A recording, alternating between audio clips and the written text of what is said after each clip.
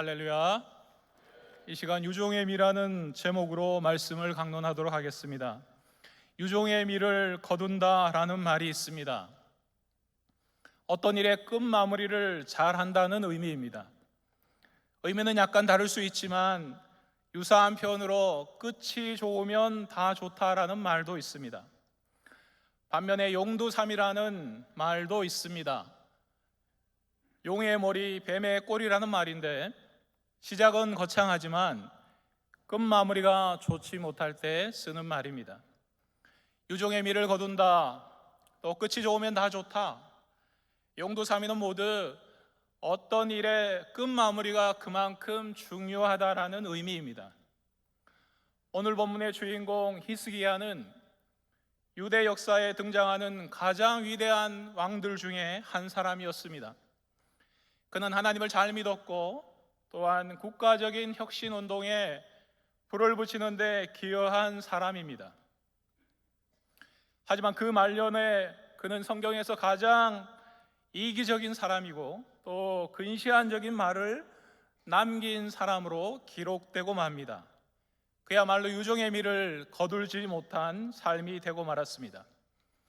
이 시간 우리가 히스기야의 삶을 살펴보면서 그의 삶을 반면교사 삼아 그가 저지른 실수를 반복하지 않기를 소원하며 본문을 두 부분으로 나누어 은혜 받기를 원합니다.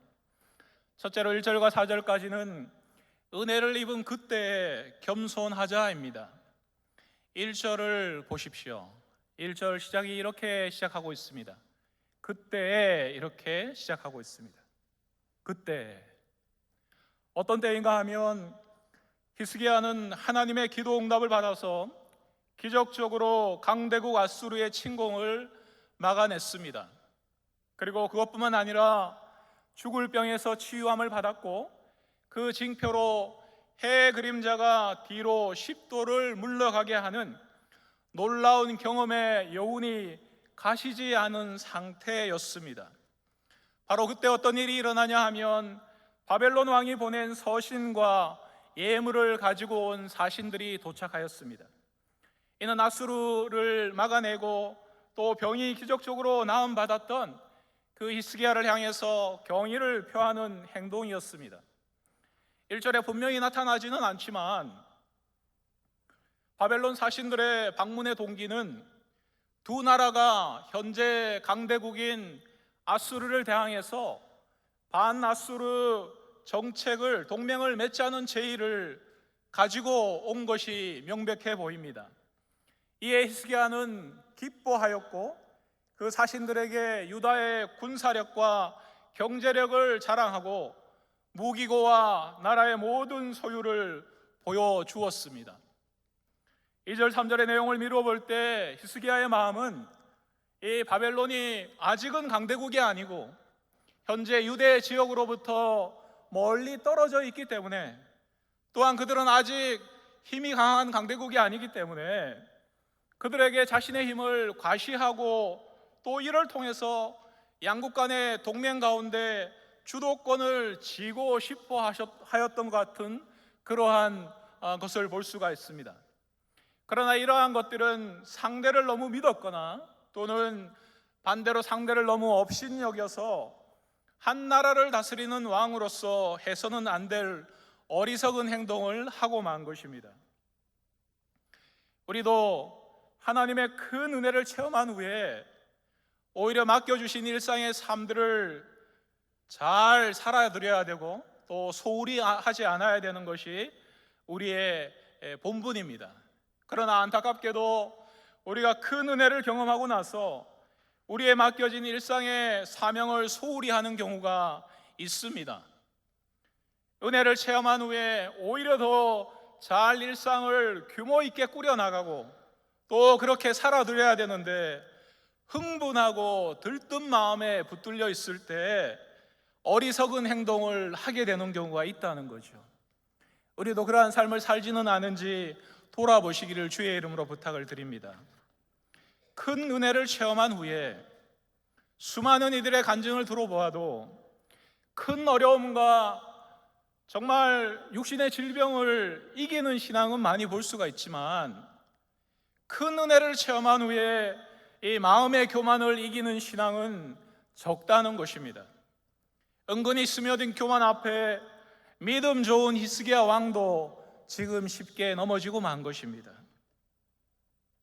기적적인 승리를 경험하였고 또 죽을 병에서 구원을 받았지만 잠시 하나님보다 자신의 부와 자신의 권력을 자랑하고 싶고 또 그것을 의지해서 바벨론과 정치적인 야합을 시도하고 만 것입니다.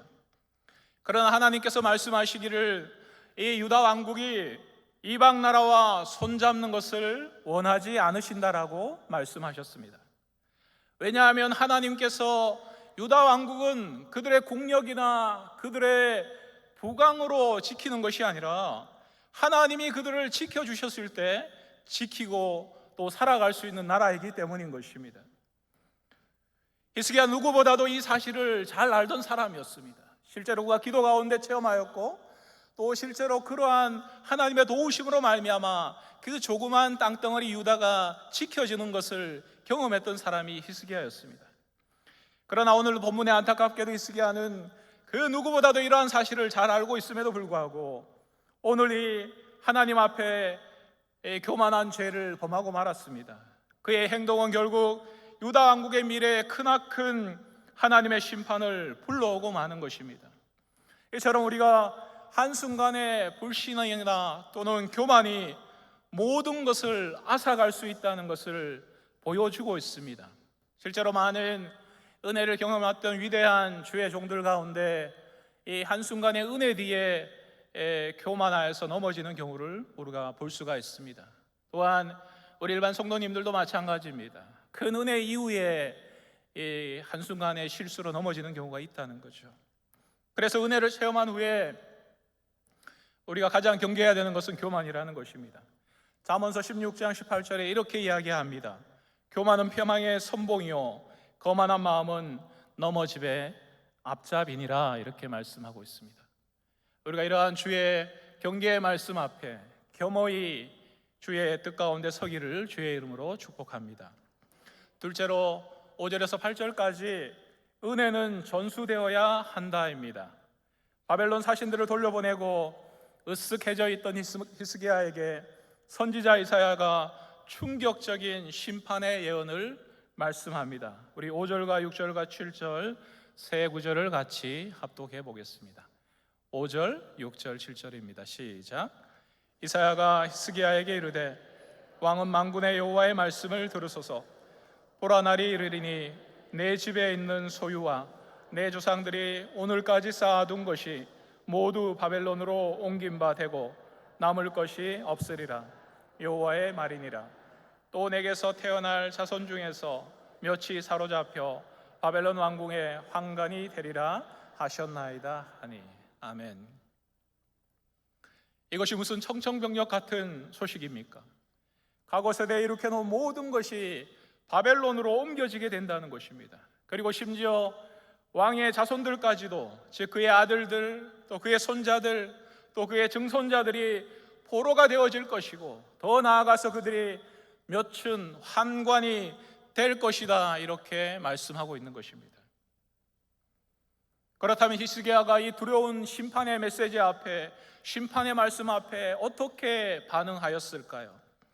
그가 선지자로부터 자신이 곧 죽을 것이라는 말을 전해 듣고 했던 행동처럼 그가 얼굴을 벽을 향해서 통곡하면서 기도하였을까요?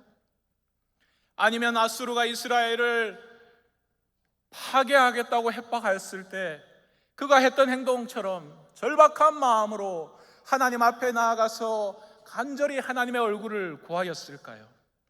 그렇지 않았다는 것입니다. 그는 오히려 이런 충격적인 말로 대답을 했습니다. 우리 8절 같이 합독해 볼까요? 8절입니다. 시작. 당신이 이른바 여호와의 말씀이 좋소이다 하고 또 이르되 내 성전에는 평안과 경감이 있으리로다 하니라. 같은 사건을 다루고 있는 열왕기하 20장 19절은 이렇게 이야기합니다. 화면 띄워주시겠습니까? 우리 같이 읽어볼까요? 합독합니다. 시작. 히스기야가 이스야에게 이르되 당신이 전한 바 여호와의 말씀이 선하니이다 하고 또 이르되 만일 내가 사는 날에 태평과 진실이 있을진데 어찌 선하지 아니하리요 하니라. 다른 말로 하면 이런 뜻입니다. 주님을 찬양합니다.